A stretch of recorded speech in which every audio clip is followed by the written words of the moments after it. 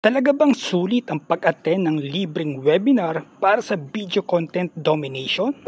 Alamin natin.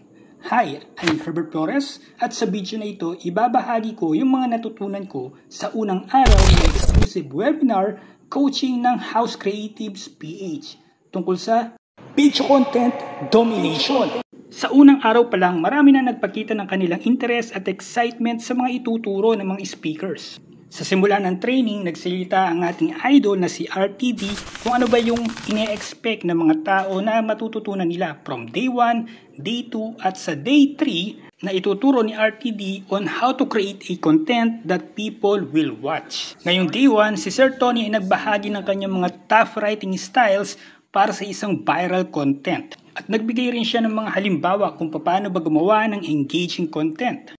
Sa kabilang banda, si Almighty Bro naman ang nagbahagi tungkol sa 1-minute viral storytelling. Tulad ng paggawa ng hook at kung paano ba gawing viral ang inyong content, yung pagkakaroon ng high quality audio sa inyong mga video at ang paglikha ng karanasan na magpapabago sa buhay ng iba.